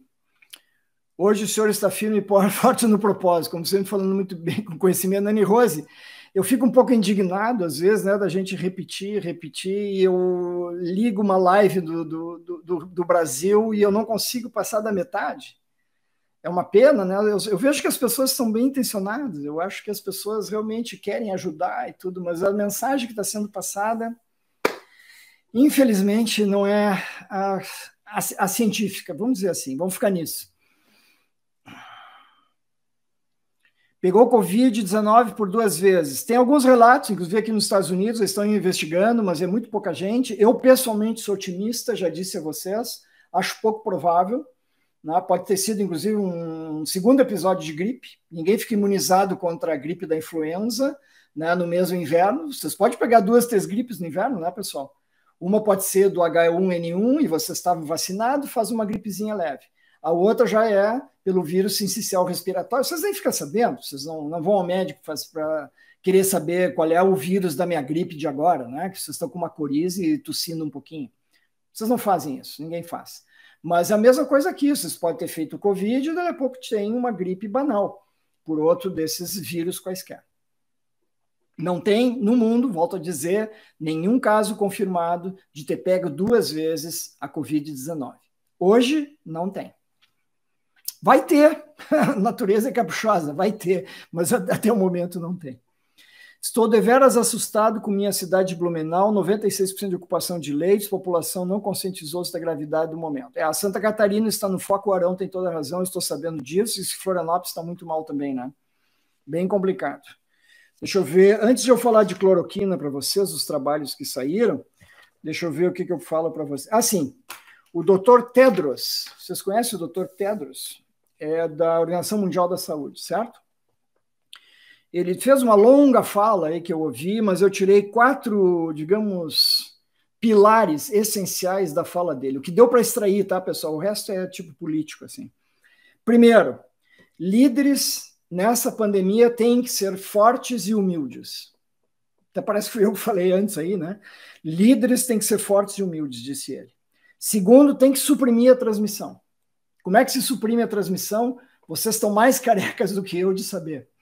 Né? Distanciamento, máscara, higiene, etc, etc. É isso aí. Terceiro, engajamento da comunidade. O que eu sempre disse para vocês têm que assumir o papel de cada um nessa epidemia, não confiar que o outro vai fazer ou vai dizer, etc, etc. Né? Vocês não... se vocês têm algo que vocês poderiam confiar, digamos, para orientar o país em aspectos de leis, é o Congresso Nacional, é o Senado, tudo bem, certo? Agora, em problemas sanitários, em problemas de saúde, em problemas de doença, é o político de plantão que vai comandar isso aí? É o general do Ministério da Saúde? Não, é o médico, pessoal. É o epidemiologista, é o virologista. Num país medianamente inteligente, é isso que se faria, desculpa a expressão. Até na Suécia, quem comanda lá é um epidemiologista.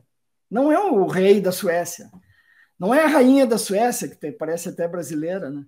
Não é o chefe do parlamento. O chefe do parlamento não está brigando com o primeiro-ministro, saber se o vírus é de direita ou esquerda. Deram para um epidemiologista. Se ele está fazendo certo ou errado, é outro problema.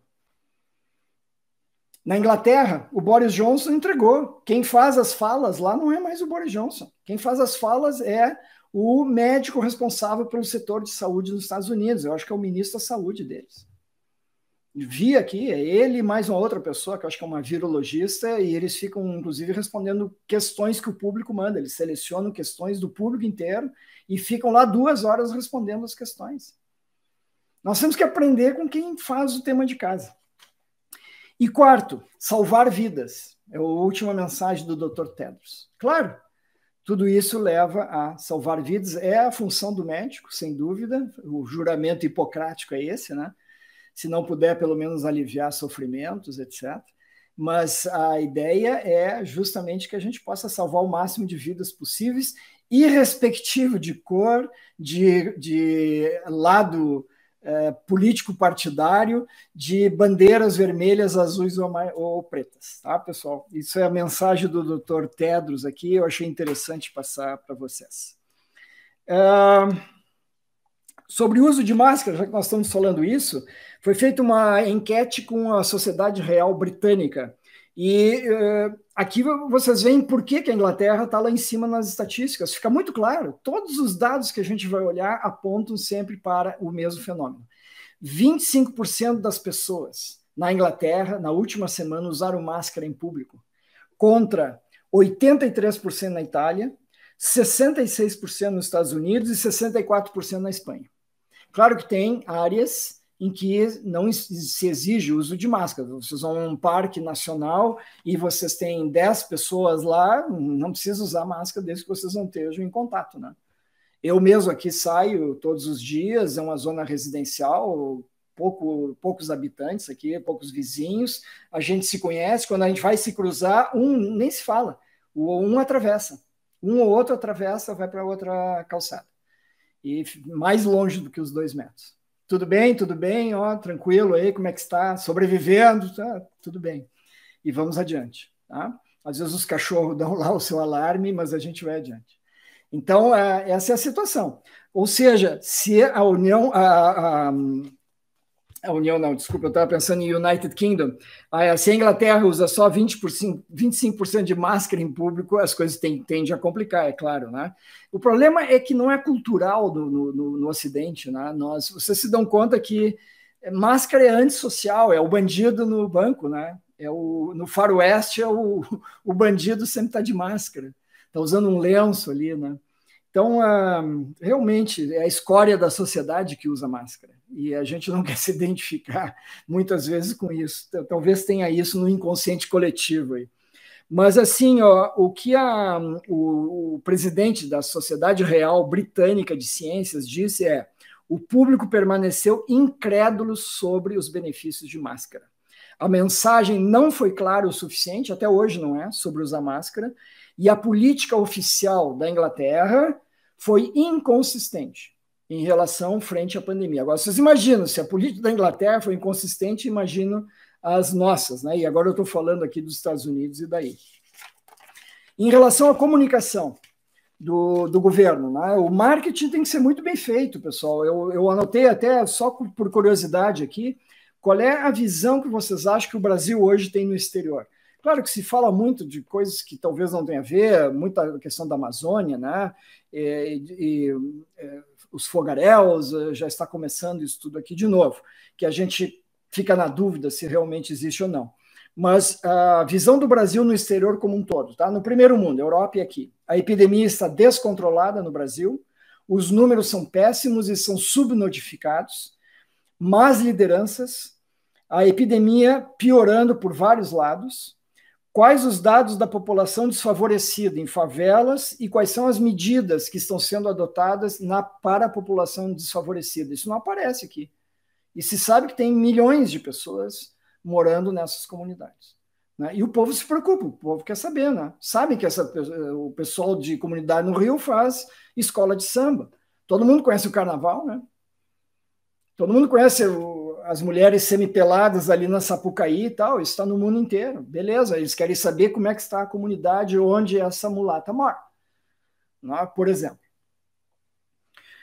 O governo federal deixando a população indígena à própria sorte. Né? Se vai falar com gente do governo, diz, não, de forma alguma. Né? Os indígenas têm tanta área aqui da geografia do Brasil, mas o que aparece aqui é que está havendo um certo patrocínio de um genocídio da comunidade indígena do Brasil. E isso não está sendo contraposto nos jornais. Eu vejo países aqui, não agora, mas Muitas vezes um país, Uganda, por exemplo, Uganda colocou uma página inteira nos maiores jornais de circulação aqui dos Estados Unidos no fim do ano passado, promovendo o país, dizendo o que eles estavam fazendo, manutenção de matas, os gorilas na fronteira dos parques nacionais, uma fotografia do presidente, muito bem feito, um negócio de marketing assim de primeiríssimo mundo. O Brasil não faz isso. Aí a gente leva todas as peixes que vocês estão ouvindo aqui falar de mim. Aqui fora não se fala em tratamento precoce, antes vocês me perguntam, e o pessoal está cobrando produção científica. Teve um aqui ontem, eu fiquei um bom tempo conversando com colegas aqui dos Estados Unidos sobre cloroquina, etc, etc, e o pessoal me cobrou, escuta, cadê os dados aí do país que tu era? Cadê os dados do Brasil? Cadê as pesquisas que o pessoal, que nós sabemos, estão promovendo, não estão publicando? Nós queremos saber qual é a posição. Porque em ciência é o seguinte, não está publicado, não existe, pessoal. Não está publicado, não existe. Essa é a posição. Muito bem. Já falei de... Vamos voltando à máscara para terminar esse tópico. Você sabe que eu disse a vocês que máscara sempre é um instrumento de altruísmo também. Sempre foi assim no Japão, né? A pessoa está com um pouco de gripe, ela usa máscara para não passar para os outros. Assim eu sei do Japão. Eu visitei o Japão uma vez só, não conversei com ninguém sobre máscara, mas talvez se você saiba a cultura de lá, melhor que eu, vocês vão me dar razão. E principalmente agora, então, o que eu disse a vocês dos assintomáticos, né? As pessoas que não têm sintomas deveriam estar usando, porque a gente não sabe se está com o vírus e passando para os outros ou não. Nós somos assintomáticos, então melhor usar. A estimativa é que, um outro trabalho que saiu daqui, se 95% da população americana usar máscara, o número de mortes irá diminuir em 40 mil até novembro. Todo mundo passa a usar máscara, além das outras medidas. Máscara sozinha não é panaceia, pessoal. Quando eu falo uma dessas situações aqui, vocês tomem sempre por base que eu estou falando no conjunto das medidas que nós podemos fazer, que está ao nosso alcance. Distanciamento social, higiene das mãos, não levar a mão no rosto, etc. Então, 40 mil pessoas a menos só por usar máscara. Uma coisa simples. Vamos usar, né? Usar máscara é a coisa mais urgente que devemos fazer agora para o país voltar a ter controle da epidemia. Todos esperamos por vacina e tratamento, mas não estamos lá ainda. Temos testes, distanciamento social e máscaras, e nada mais contra o vírus. Quem disse isso? Doutora Melanie Ott, do Instituto Gladstone de Virologia, um instituto famoso aqui nos Estados Unidos. Interessante, né?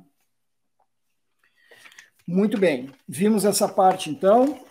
Opa, desculpe, toquei aqui sem querer.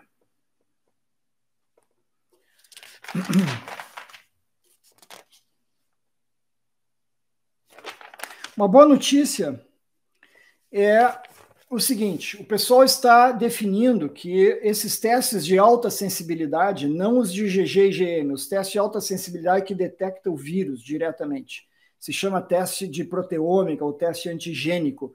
É um teste que leva 10 minutos para fazer, se faz em saliva, e que é da Abbott, americana, e certamente tem outras empresas fazendo também.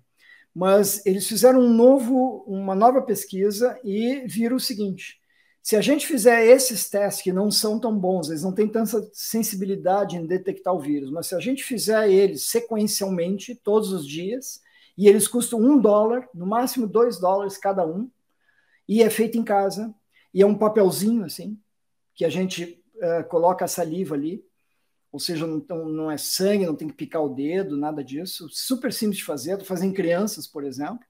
Esse teste pode detectar quando o vírus realmente começa a subir. Se vocês... Esse gráfico é um pouco complicado, mas é só para dizer para vocês a sequência. Vocês têm aqui, ó, a semana -2, a semana -1 do vírus, certo? O vírus já está aqui na pessoa, ela ainda não tem sintoma. Aqui essa linha é quando começam os sintomas. Então, nessa fase aqui, a gente pode estar fazendo esses testes rápidos, a pessoa pode não ter nada ou pode estar começando. Quando ela começa a ter o vírus e começa a subir, essa pessoa, então, não vai à escola, por exemplo. não vai para o colégio. Quando o teste vira positivo, quando ele começa a detectar que tem uma certa quantidade de vírus, porque ele está fazendo filhos, né? Ele está se reproduzindo, desculpe. Quando isso acontece, ele se reproduz muito rapidamente. E aí o teste passa a detectar. É um teste que, no início, para poucas cópias do vírus, não tem sensibilidade. Mas quando ele se reproduz rapidamente naquela criança ou no adulto, ou seja quem for, ele passa a acusar positivo. E aí sim a pessoa ficaria em casa. Então isso pode se fazer em massa, é barato, pode se fazer diariamente, e com isso se controlaria melhor a epidemia. É uma maneira de se pensar, isso saiu, foi ontem ou sábado, foi uma discussão aqui dos maiores virologistas americanos, numa live que houve, que eu assisti, e esse pessoal aqui é de Harvard, e eles trabalharam bastante os números nisso, mostrando que é muito eficaz esse tipo de teste, que tinha até sido abandonado, porque ele não estava detectando todo mundo, né? A sensibilidade é uns 50% só, mas super específico. Se ele detectar alguma coisa, é o vírus que está ali naquela criança. Mas ele não pega se o vírus tem poucas cópias, recém começou a doença. Então, ainda não está detectando. Mas se a gente puder fazer isso sequencialmente, aí vale a pena. Tem um modelo matemático para isso, está no artigo. Os médicos estão me assistindo, eu posso mandar para vocês, não tem problema, está publicado. Bem interessante. Muito bem, nós tivemos 2 randomizados com hidroxicloroquina. Deixa eu só ver se tem alguma pergunta e depois vou comentar isso. Nós vamos passar um pouquinho das 10h30, pessoal, porque eu acho que fiquei 5 a 10 minutos fora do ar, mas depois nós vemos o último assunto então, tá? Estou deveras assustado com minha cidade, já vimos aqui. Ivermectina evita pegar Covid. A ivermectina está em estudo, continua a mesma coisa que eu falei para vocês. Tudo que vocês estão ouvindo aí de ivermectina é só uma sensação de alguns médicos que acham que funciona, mas não existe os dados controlados direitinho. Eu já falei para vocês, mesmo para esse grupo me perguntou sobre a minha opinião do protocolo e tudo, e eu disse para eles, tem que fazer os mesmos estudos, mas tem que fazer com controle. Se é a Unimed de Belém do Pará, tem que saber outra Unimed, nas mesmas condições, no mesmo período de tempo, que não usou ivermectina para saber o que aconteceu. Se é uma cidade que fecharam a cidade, fizeram todas as medidas e deram a ivermectina, como parece uma cidade no interior de São Paulo, ou pelo menos deram todo o protocolo, né? De protocolo precoce, estou falando. Daí a pouco saber se aquilo realmente funciona, tem que saber de outras cidades, no mesmo momento, o que elas fizeram, não usando, então, esse protocolo precoce, quais foram os resultados. Essa é a maneira que a gente compara, minimamente, alguma observação científica. Senão fica a minha experiência contra a experiência do outro. Né? E por isso vocês estão vendo essa briga. É o que eu falei antes, naquele documento que eu li, que a ciência acaba perdendo nessas situações. O mínimo que se espera é que tenha grupo controle nessas circunstâncias. Senão, não dá para se dizer. E a outra circunstância que não dá para se dizer que ivermectina seja tudo isso, é que se vocês vão olhar, cada pessoa tem um protocolo diferente de doses e intervalo de doses. Isso significa que ninguém sabe exatamente qual é a dose perfeita. Não pode ter tanta diferença de doses no mesmo remédio que se conhece há décadas, usado no mundo inteiro, deu inclusive prêmio Nobel de Medicina, a descoberta da ivermectina, porque acabou com a verminose, por exemplo, na África, né? Pelo menos grande parte. Imagina quantas vidas se salvou com esse remédio. Nas favelas não faltam remédios. Ótimo, Rosine, excelente. Doutor, estou boba como a metade dos seres humanos do mundo, pois esses não estão nem aí. Tanto no Brasil como no mundo, estão levando a vida como se o vírus não existisse. Eu acho que o vírus está tendo essa capacidade, né, de mostrar o pior e o melhor em todos nós. Doutor, assintomáticos podem ser em pessoas do grupo de risco? Sim, claro, sem dúvida. Digamos que é uma pessoa que nem meu sogro. Meu sogro nunca teve um vírus na vida, nunca teve gripe na vida. Meu sogro era diabético, hipertenso, 80 e tantos anos, nunca teve gripe. Mas quem sabe ele passava a gripe. Sem dúvida, pode sim. Brasília não tem teste na rede pública. Não pode acontecer isso. Se não tem teste, não pode abrir. É um dos critérios para poder abrir a economia. Isso também é muito bom para quem trabalha em hospitais. Na África não houve muitos casos de Covid, lá as pessoas usam muito... Não, não é verdade, Roseni, não é verdade. Isso aqui é notícia de internet, eu fui olhar, vi os dados. Entra no site da Organização Mundial da Saúde e pede dados da África por país. Vai ver que tem muitas mortes na África e, independente de usar remédio ou não, podes imaginar que lá se use muito mais hidroxicloroquina do que a ivermectina, hoje. Por quê? Porque a hidroxicloroquina trata a malária, certo?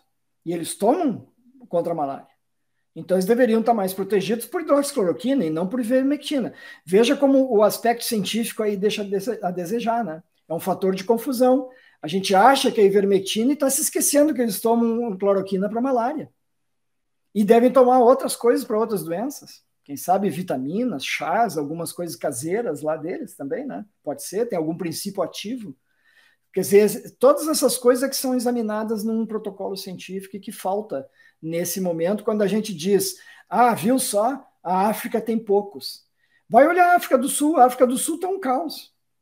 A África do Sul usa ivermectina. Vai ver o número de mortes e de casos na África do Sul. eu paro aqui. Tá? Dê uma olhada, Roseni, antes de espalhar esse tipo de situação, quando receberem, sempre procura a fonte. A internet tem. Dr. Google ajuda, tá? Procura lá, mortes na África por país, ou Organização Mundial da Saúde, tem gráficos do mundo inteiro. Vai ver que não é isso. Esse é um teste bom e seria melhor ainda se todas as pessoas, sabendo contaminadas, respeitassem as outras. Correto. Não, sem dúvida, é isso aí. Zé Marcos, grande prazer te ver aqui. Bom, vamos terminar comentando sobre os dois trabalhos de hidroxicloroquina que saíram. Um saiu da Espanha e outro saiu da Universidade de Minnesota, aqui nos Estados Unidos. Os dois dizendo que não funciona a hidroxicloroquina, tá, pessoal? Mas os dois estudos com problemas. Saiu um terceiro também, que é sobre o Dr. Zelenko, aquele que vocês devem estar ouvindo falar aí, que é um descendente russo, aparentemente, ali da Grande Nova York, que usou esse protocolo. No início ele dizia que era 1.500, depois foi em 600, e agora na publicação já está em 300 e poucos. E ele contratou alguns cientistas para poder colocar isso em papel, porque estavam dizendo para ele que isso aí é a experiência pessoal dele, não valia muita coisa. E ele era dos defensores justamente do tratamento precoce, é ainda, né? Então ele contratou outros 2 ou 3 colegas aí, colocaram uma roupagem bem científica, fizeram análise estatística e tal, colocaram um grupo controle, pegaram um grupo de pacientes que parece não era dele, mas esse grupo controle é extremamente falho e eu não vou comentar esse trabalho ainda porque eles receberam um massacre na internet durante o fim de semana de pessoas sérias, com razão, eu vi várias críticas, tinham razão, outras nem tanto, mas assim, houve erros, inclusive, de números em tabelas, um dos autores já pediu desculpa durante o fim de semana, um dos cientistas, porque ele, Zelenko, não fala, né, nesse nível. Ele disse que ele não tinha competência para poder fazer a publicação ele sozinho, o que está correto, ele foi honesto. Então, eles já pediram desculpas e eles vão lançar uma segunda edição desse trabalho, o que já não recomenda, né? Então, vamos esperar e depois eu comento sobre esse também. Mas esse da Espanha foram adultos não hospitalizados, início da doença, portanto, de março a maio agora, 293 casos. Não foi muito, né?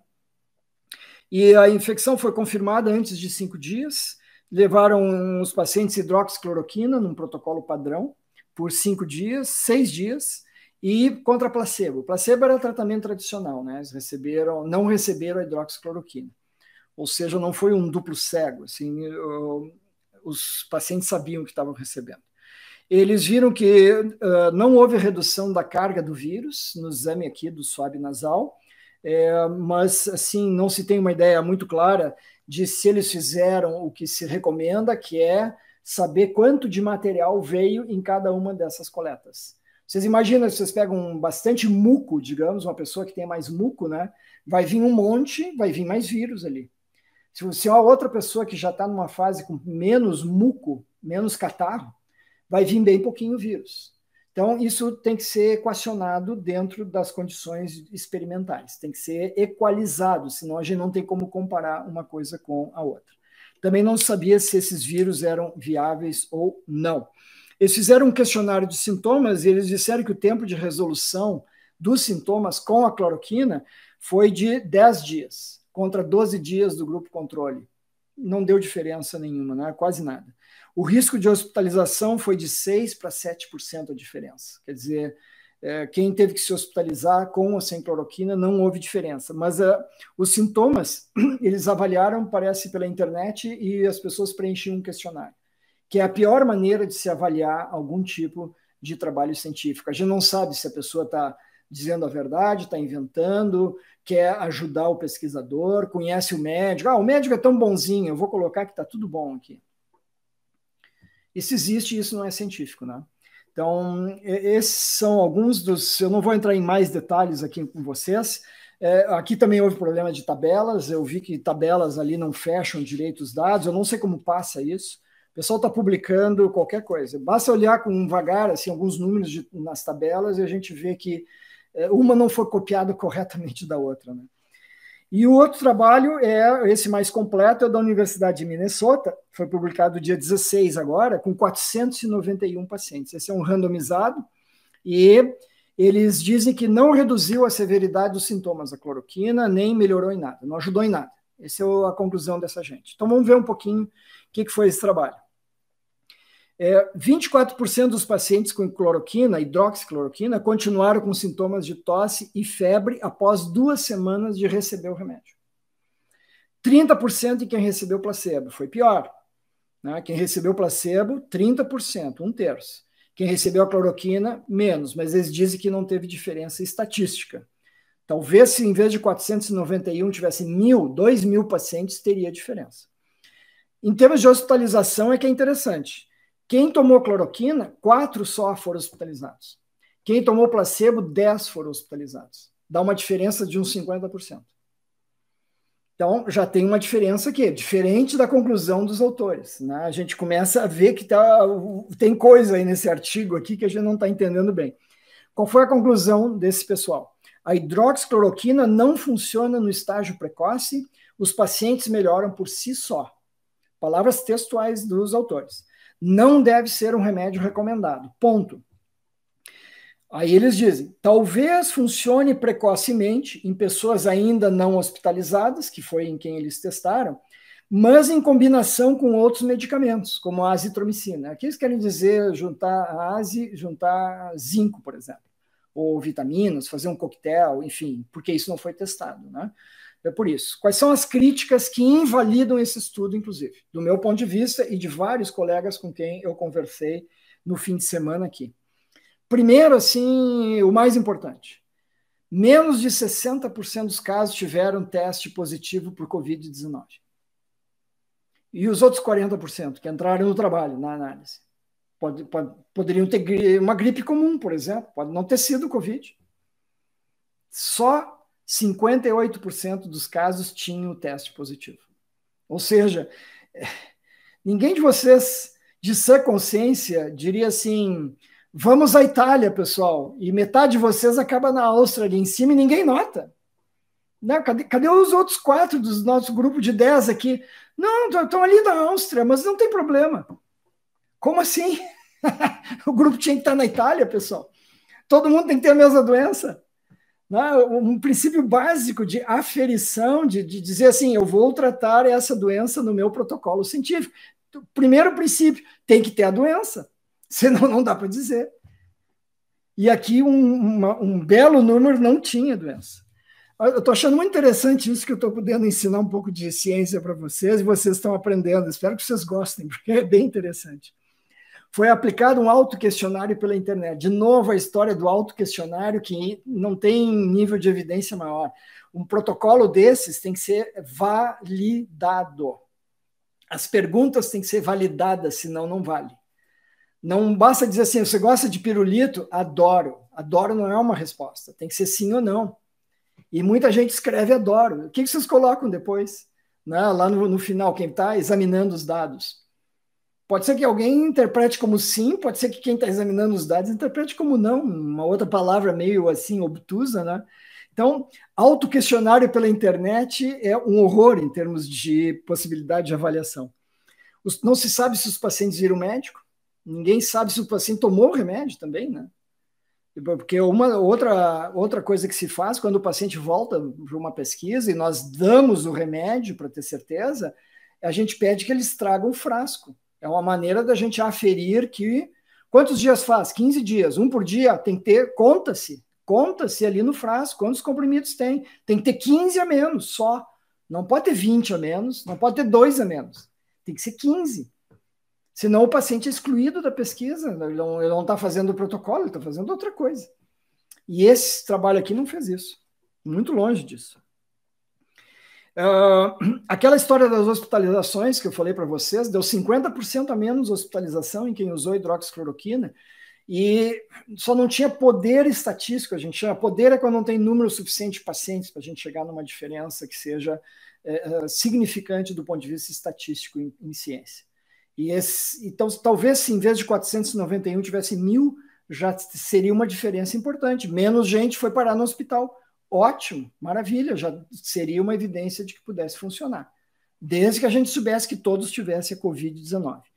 O pessoal reclamou muito aqui que faltou o braço do zinco, porque todo mundo acha aqui nos Estados Unidos que se dá hidroxicloroquina tem que ter zinco junto. Só a hidroxicloroquina ou só o zinco, eles têm dificuldade de penetrar na célula, têm a dificuldade de mudar a acidez dentro da célula ou a alcalinidade, e o zinco não consegue penetrar na célula para ser antiviral se não tiver hidroxicloroquina junto. Então eles acham que tem que ter junto sim, e enquanto não se fizer um protocolo adequado dentro desses princípios científicos que eu lhes falei, eu acho que estou ficando cansado, pessoal. Não dá para se ter certeza que hidroxicloroquina funciona ou não do ponto de vista científico. É simples dessa maneira. Então, vocês veem que um protocolo que sai assim, publicado, mas é randomizado para dizer que é randomizado. E se a imprensa pega e vai só nas conclusões ali do abstract, do sumário, vai dizer que não funciona, que nem os autores disseram. Mas é mentira o que esses autores disseram, não se pode chegar a essa conclusão. Eles não usaram o protocolo em pacientes com a doença, para começar? Ficou claro? É isso aí. Muito bem, eu não estou dizendo que hidroxicloroquina não funciona, pessoal. Eu sou o primeiro a dizer que gostaria que funcione. Eu disse isso lá em março, na primeira live, tá? Então, eu tenho que ser coerente com a ciência, eu tenho que ser coerente com os meus princípios mais básicos, né? E é claro, eu disse a vocês, o remédio não faz mal, usa uma semana, não vai dar nada daquilo que estava se falando, de matar, etc., arritmias, não sei o quê, a não ser quem já tenha a doença predispondo a isso, é claro. Mas, assim, nessas circunstâncias, a gente tem que esperar que as pessoas façam o melhor possível e um protocolo que nos deixe tranquilos. Olha, está aqui. E até hoje esse protocolo não existe. Está tudo em aberto ainda com a cloroquina. Eu vi vários médicos dizendo, agora acabou a cloroquina. Aqui nos Estados Unidos, inclusive, vi no Brasil aí, a Sociedade Brasileira de Infectologia, né, largou aí alguma nota dizendo acabou a cloroquina, morreu, né, enterro marcado. Mas eu acho que eles não leram o artigo, né? Eu li. Eles são médicos também, devem ser cientistas também, não leram. Porque se leem, vem essas barbaridades que temos aqui. Então, o posicionamento tem que ser coerente, pessoal, certo? Muito bem, vamos ter mais alguma pergunta e vamos terminar. E se a pessoa tiver com as vitaminas em doses excelentes no organismo, se pegar a Covid, os sintomas serão fracos e o vírus morre. É provável, né, Roseni? Não tem como provar, a gente não sabe ainda como saber como vai ser a doença em cada pessoa. Mas a tendência é a pessoa até, quem sabe, ser assintomática, porque está com a sua imunidade em dia, dentro daqueles pressupostos que eu falei na outra live, como melhorar a imunidade inata. Dá uma olhada na live anterior, por favor. Na Bolívia está sendo usado com eficácia. Tio, a mesma coisa, falta os grupos controles. Eu quero saber, na cidade tal não está morrendo ninguém. Mas a Bolívia é um país grande também, pode ter um foco aqui, hoje não é ali, depois muda o foco. Nós temos que ter um grupo no mesmo momento usando numa cidade, digamos, de 50 mil habitantes, e na outra cidade não usando outro remédio, ou só vitamina, ou qualquer coisa, só o tratamento tradicional. Ao cabo de 1 mês, 2, avalia. E aí nós vamos saber. Não é difícil de fazer, mas exige uma certa quantidade de dinheiro, exige um programa de computador para colocar os dados, exige um estatístico para analisar depois e tem que publicar. Né? Dizer que numa cidade, num lugar do mundo não está tendo caso, eu te digo 10 cidades assim de cabeça agora que não está tendo caso. E eles estão usando a erva de não sei o que na Sibéria. Não quer dizer muita coisa. Tem que sempre ter um grupo controle, pessoal. Sempre tem que ter uma outra cidade que tenha tudo igual, no caso desse exemplo, menos a medicação. Que seja uma outra coisa. Pode ser um placebo, tá? Muito bem, pessoal, era isso. Agradeço muito, dê o like aí para quem gosta. O YouTube sempre pede que as pessoas deem o like, né? E eu também, então. Agradeço a Ciara sempre me relembrar disso. E quem gostou do canal aí, gostou das minhas preleções, pode assinar o sininho, ver as outras lives também. Os assuntos são muito interessantes, palpitantes, como diz os jornalistas, né? E nós nos vemos na quinta-feira, então. Grande abraço, tudo de bom, cuidem-se, cuidem-se. O segredo de vocês estarem bem está em vocês mesmos, não no político de estimação ou de plantão. Lembre-se disso. Grande abraço.